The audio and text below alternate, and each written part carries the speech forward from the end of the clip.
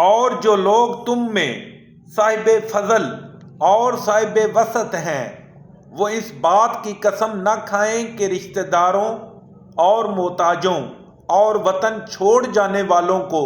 کچھ خرچ پات نہیں دیں گے۔ ان کو چاہیے کہ معاف کر دیں اور درگزر کریں۔ کیا تم پسند نہیں کرتے کہ اللہ تم کو بخش دے؟ اور اللہ تو بخشنے والا مہربان ہے۔ جو لوگ پرہیزگار اور برے کاموں سے بے خبر اور ایماندار عورتوں پر بدکاری کی تہمت لگاتے ہیں ان پر دنیا و آخرت دونوں میں لعنت ہے اور ان کو سخت عذاب ہوگا، یعنی قیامت کے روز جس دن ان کی زبانیں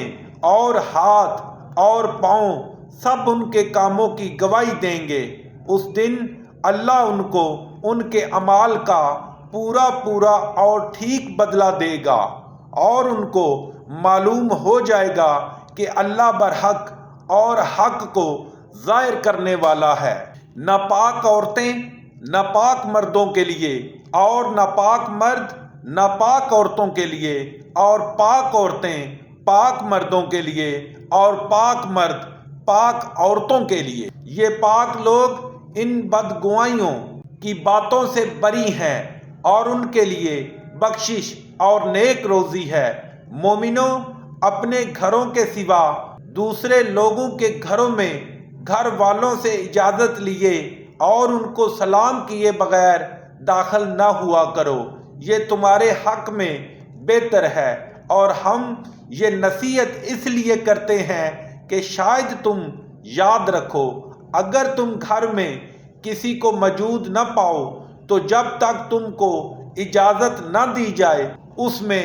مت داخل ہو، اور اگر یہ کہا جائے کہ اس وقت لوٹ جاؤ تو لوٹ جایا کرو، یہ تمہارے لیے بڑی پاکیزگی کی بات ہے۔ اور جو کام تم کرتے ہو اللہ سب جانتا ہے۔ ہاں، اگر تم کسی ایسے مکان میں جاؤ جس میں کوئی نہ بستا ہو اور اس میں تمہارا اسباب رکھا ہو تو تم پر کچھ گناہ نہیں، اور جو کچھ تم ظاہر کرتے ہو اور جو پوشیدہ کرتے ہو اللہ کو سب معلوم ہے۔ مومن مردوں سے کہہ دو کہ اپنی نظریں نیچی رکھا کریں اور اپنی شرمگاہوں کی حفاظت کیا کریں،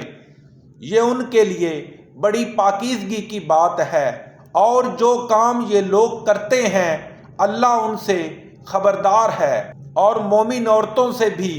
کہہ دو کہ وہ بھی اپنی نگاہیں نیچی رکھا کریں اور اپنی شرمگاہوں کی حفاظت کیا کریں اور اپنی آرائش یعنی زیور کے مقامات کو ظاہر نہ ہونے دیا کریں مگر جو اس میں سے کھلا رہتا ہو، اور اپنے سینوں پر اوڑھنیاں اوڑھے رہا کریں، اور اپنے خاوند اور باپ اور خسر اور بیٹوں اور خاوند کے بیٹوں اور بھائیوں اور بھتیجوں اور بھانجوں اور اپنی ہی قسم کی عورتوں اور لونڈی غلاموں کے سوا نیز ان کے خدام کے جو عورتوں کی خواہش نہ رکھیں، یا ایسے لڑکوں کے جو عورتوں کے پردے کی چیزوں سے واقف نہ ہوں، غرض ان لوگوں کے سوا کسی پر اپنی زینت اور سنگھار کے مقامات کو ظاہر نہ ہونے دیں، اور اپنے پاؤں ایسے طور سے زمین پر نہ ماریں کہ چنگار کی آواز کانوں میں پہنچے اور ان کا پوشیدہ زیور معلوم ہو جائے۔ اور مومنوں، سب اللہ کے آگے توبہ کرو تاکہ تم فلاح پاؤ، اور اپنی قوم کی بیوہ عورتوں کے نکاح کر دیا کرو، اور اپنے غلاموں اور لونڈیوں کے بھی جو نیک ہوں نکاح کر دیا کرو۔ اگر وہ مفلس ہوں گے تو اللہ ان کو اپنے فضل سے خوشحال کر دے گا، اور اللہ بہت وسعت والا اور سب کچھ جاننے والا ہے۔ اور جن کو بیاہ کا مقدور نہ ہو وہ پاک دامنی کو اختیار کیے رہیں یہاں تک کہ اللہ ان کو اپنے فضل سے غنی کر دے۔ اور جو غلام تم سے مکاتبت چاہیں اگر تم ان میں صلاحیت اور نیکی پاؤ تو ان سے مکاتبت کر لو، اور اللہ نے جو مال تم کو بخشا ہے اس میں سے ان کو بھی دو، اور اپنی لونڈیوں کو اگر وہ پاک دامن رہنا چاہیں تو بے شرمی سے دنیاوی زندگی کے فوائد حاصل کرنے کے لیے بدکاری پر مجبور نہ کرنا، اور جو ان کو مجبور کرے گا تو ان بیچاریوں کے مجبور کیے جانے کے بعد اللہ بخشنے والا مہربان ہے۔ اور ہم نے تمہاری طرف روشن آیتیں نازل کی ہیں، اور جو لوگ تم سے پہلے گزر چکے ہیں ان کی خبریں اور پرہیزگاروں کے لیے نصیحت۔ اللہ آسمانوں اور زمین کا نور ہے، اس کے نور کی مثال ایسی ہے کہ گویا ایک تاک ہے جس میں چراغ ہے،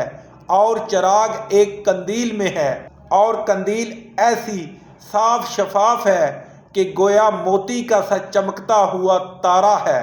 اس میں ایک مبارک درخت کا تیل جلایا جاتا ہے، یعنی زیتون، کہ نہ مشرق کی طرف ہے نہ مغرب کی طرف۔ ایسا معلوم ہوتا ہے کہ اس کا تیل خواہ آگ اسے نہ بھی چھوئے جلنے کو تیار ہے، بڑی روشنی پر روشنی ہو رہی ہے۔ اللہ اپنے نور سے جس کو چاہتا ہے سیدھی راہ دکھاتا ہے، اور اللہ جو مثالیں بیان فرماتا ہے تو لوگوں کے سمجھانے کے لیے، اور اللہ ہر چیز سے واقف ہے۔